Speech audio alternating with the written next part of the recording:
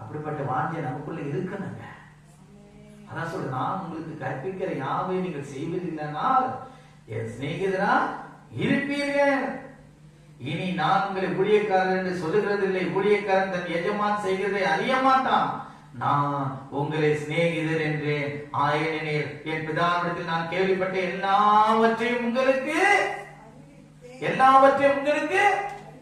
யாருக்கு அறிவிச்சாரு? யாருக்கு அறிவிச்சார்?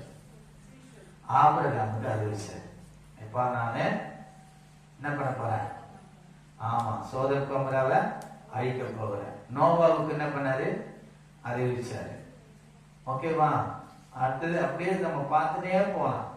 நாளைக்கு வரும் காரியங்களை நமக்கு இன்றைக்கு வெளிப்படுத்துவதுதான் இயேசு கிறிஸ்து. ஹல்லேலூயா.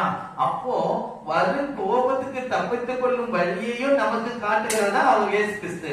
அந்த அன்பிலே நாம் அவருக்குள்ளே நாம் நிலைத்திருந்தால் எல்லா அழிவில் இருந்தோம், எல்லா மோசங்களில் இருந்தோம், வரும் கோபத்தில் இருந்தோம், வரும் அழிவில் இருந்தோம், தேவன் நம்மை தப்பிக்க வல்ல இருக்கிறார். நல்ல கரம் தட்டி, இது நிமித்தம் நான் சந்தோஷமா இருப்பேன். ஹல்லேலூயா. எவ்வளவு அருமையான வசனம் பாருங்க. நான் ஒரு ஊழியக்காரன் கூட நினைக்க மாட்டேப்பா. அதுதான் மோசே கூட ஆண்டவர் எப்படியா இருக்கிறாரா? ஒரு சிநேகிதனை போல பேசணும் சொல்றாரா. ஆபிரகாம் சொல்றாரா, அவன் என் சிநேகிதன், நான் அவனுக்கு அதை மறைப்பேனோன்றாரா. ஹல்லேலூயா. நம்ம ஆண்டவருக்கு ஒரு சிநேகிதரா மாறணும்னா நம்ம அவருடைய அன்பில் நிலைத்திருக்கணும்.